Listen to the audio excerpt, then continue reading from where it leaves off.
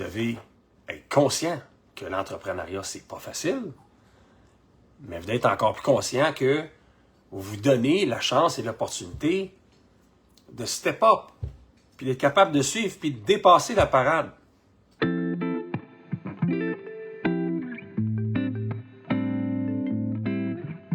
On va parler ce matin d'éveil, de l'éveil entrepreneurial. Puis c'est-tu pas important ça de l'éveil entrepreneurial? Pas à peu près.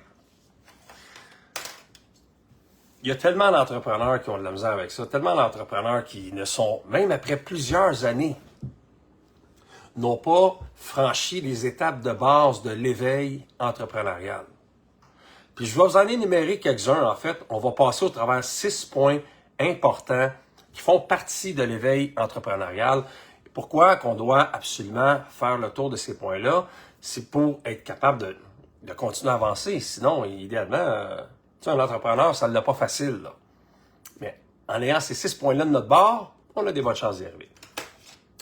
Alors, on va commencer ça avec vision claire et motivation profonde. Très important. L'un des aspects les plus importants, en fait, de l'entrepreneuriat est la capacité de définir une vision claire. Puis ça, j'arrête pas de le dire, une vision qui fait du sens. Quand on dit clair, là, ça veut dire quoi clair? Mais là, c'est expliqué ici, là. Ça implique de savoir exactement ce que tu veux accomplir, pourquoi tu le fais, dans quelle direction tu vas aller. Une vision forte, ça sert de boussole. Hein? Ça sert à prendre des décisions, motiver l'équipe, surmonter les obstacles. La motivation profonde soutient, en fait, soutenu lié à une passion, hein, un objectif personnel, et ce qui permet de maintenir l'énergie et la détermination à long terme. Exactement. Exactement. Donc, posez-vous la question, là, ce matin, là, est où votre énergie? Est-ce que votre énergie est évaporée par des stress face à votre vision? Peut-être que oui. Peut-être que votre vision n'est pas assez claire, que ce n'est pas assez clair pour vous ce que vous voulez offrir aux clients comme produit, comme service, et ça vous génère du stress. Ça fait en sorte que on a de la misère à avancer. Mais pause! Je vais mettre pause! On va prendre une petite gorgée. Ben oui, c'est un café. On appelle ça café expansion, c'est pas pour rien. Ah, allez vous chercher un café si vous ne l'avez pas. Je vous attends. Puis je vous attends à chaque fois. Mais pas trop longtemps, par contre.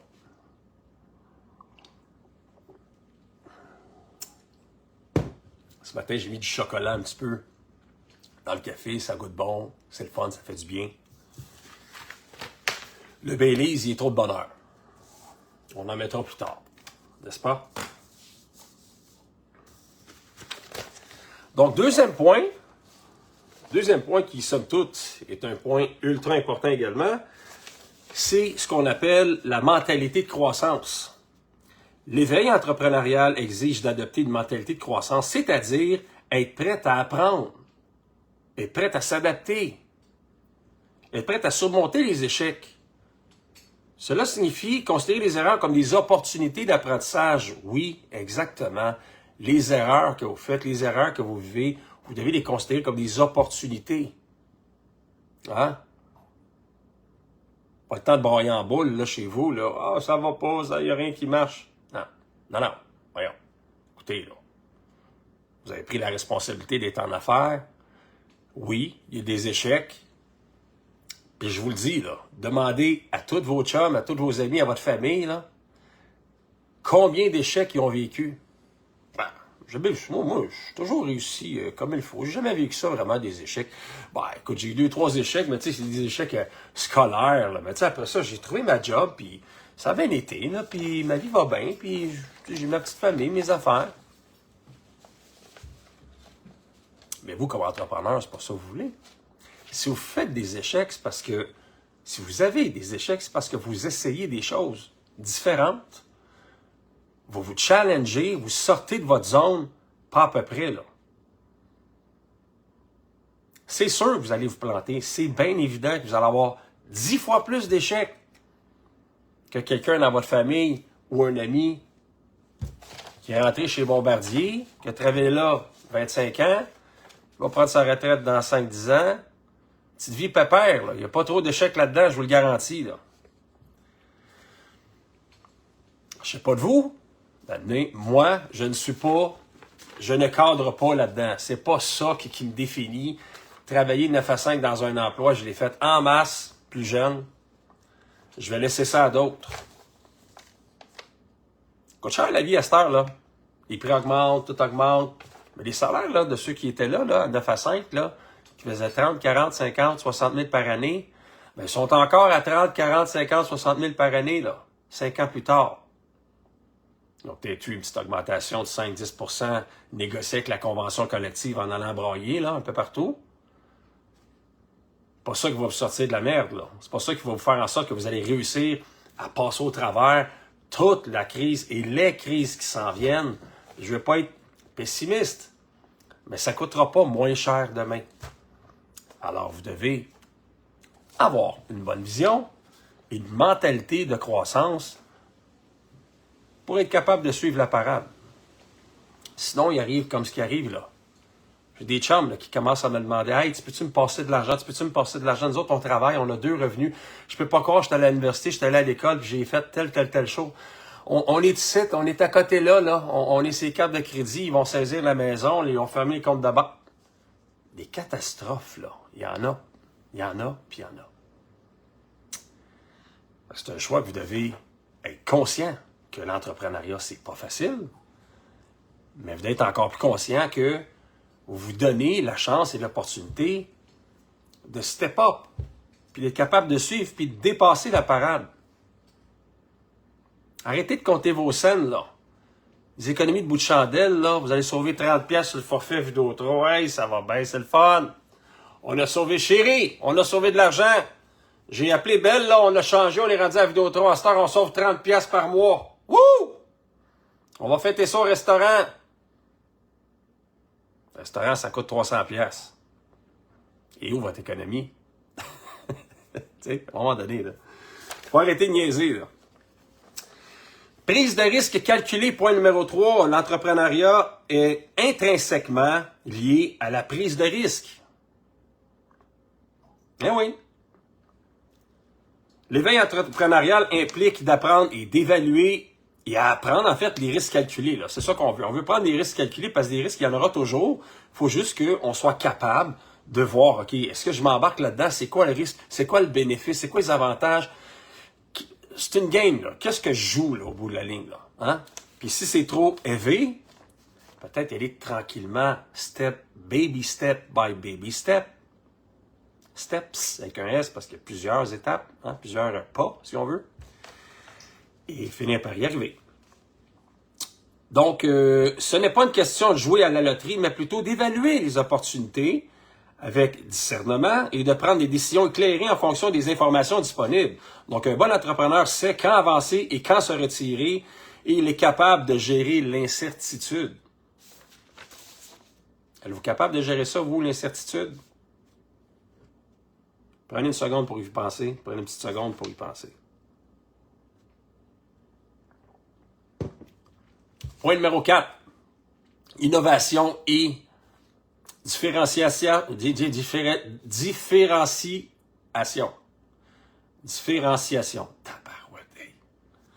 Ouh! Tu sais, des fois, il y a des mots qui sortent mal. Ben, celle-là, il sort pas bien. Un entrepreneur doit savoir se différencier sur le marché et offrir une proposition unique, en fait. Donc, offrir une proposition qui est différente. Hein?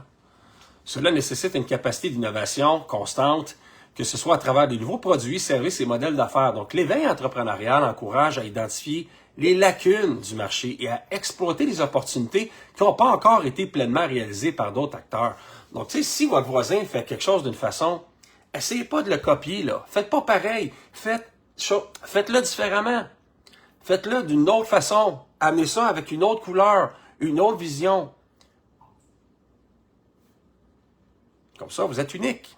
Puis si vous êtes unique, vous avez moins de chances de péter aux frettes, de mourir dans l'œuf, de vous faire tasser, parce que les différences sont importantes. Et je vous dis, regarde, la façon dont moi je communique avec vous, là, c'est pas tous les consultants d'affaires, c'est pas tout le monde qui est confortable à le faire. Mais moi, je trouve ça important, puis c'est comme ça que je communique bien mes messages. Un peu plus rentre dedans, un peu plus tough love, oui, j'en conviens. Mais c'est fait exprès. Parce que on parle d'éveil, là. On parle d'éveil. Si on parlait d'endormissement, si on parlait de dodo, là, d'entrepreneur endormi, là, ben ça serait plutôt ça mon discours. Gestion des ressources et des talents.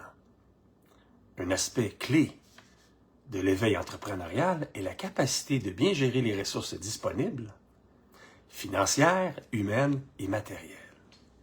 Cela inclut la gestion efficace des fonds, la recherche de financement, quand c'est nécessaire.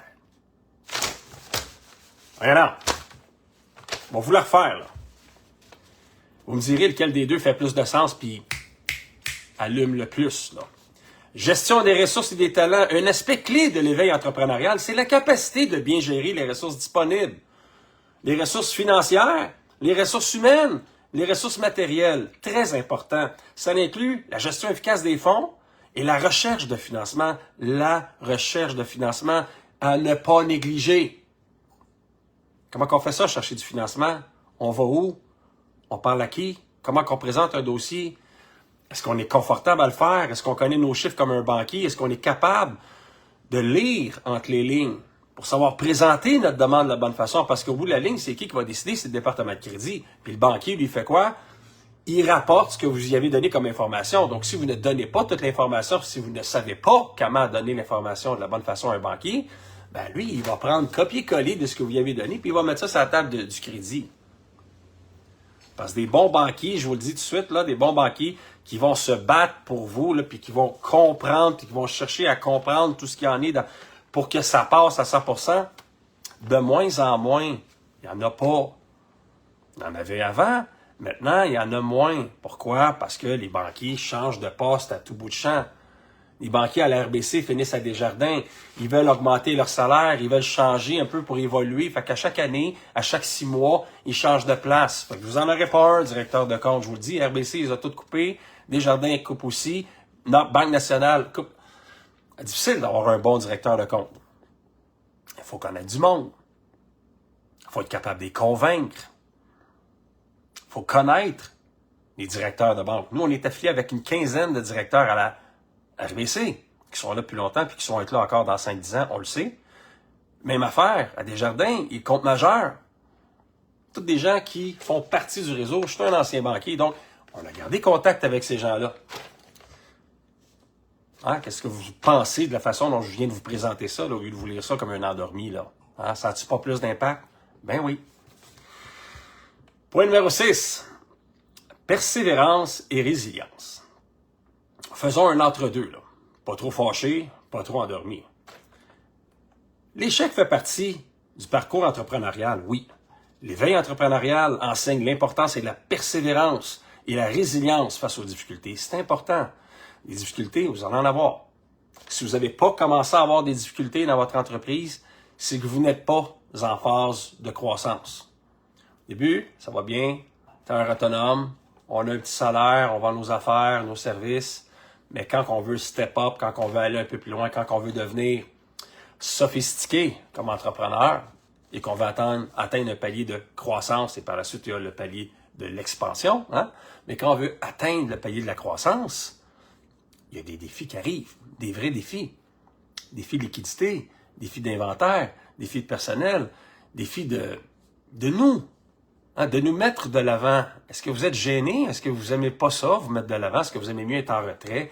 Est-ce que ça vous fait peur de parler aux gens devant la caméra? Est-ce que ça vous fait peur de vous exposer dans un événement comme ça devant 10, 15, 20, 50, 2000 personnes? Il y a des choses à faire. Vous avez des peurs à régler. Là. Vous avez des affaires à régler avec vous-même et avec votre vision en gardant prioritairement le point numéro 1, votre vision et votre motivation profonde. C'est ça la game. Résilience, très important. Donc, un entrepreneur doit être capable de se relever après chaque échec. Hein? D'ajuster les stratégies et de continuer à avancer malgré les épreuves. C'est cette capacité à continuer, même dans l'adversité, qui sépare souvent les entrepreneurs à succès de ceux qui abandonnent en cours de route. Et vous le savez, là, sur les entrepreneurs, là, 0-1 an, là, dans la première année, il y en a 50% qui tombent au combat. 50%. Par la suite, du 50% restant, dans les 5 premières années, 90% de ce monde-là vont tomber également. Ça fait mal. Pourquoi? Parce que les gens n'ont pas une vision assez forte. Ils manquent de détermination profonde. Ils s'imaginent que l'entrepreneuriat, c'est un rêve, oui, mais c'est pas un monde de licorne. Tu dois te lever tous les matins motivé. Tu dois avoir ton objectif d'en face, sur un tableau. Hein? Pourquoi je me lève le matin? Pourquoi je fais ça? Pourquoi je m'inflige ça? Pourquoi je fais pas comme mon chum puis je m'en vais pas travailler avec lui à Bombardier, là? Hein? À 50, 60, 80 000 par année, là. Fonds de pension, toute l'équipe. Je serais-tu bien, là? Pourquoi vous infligez ça? Vous devez le savoir. Vous devez vous poser ces questions-là.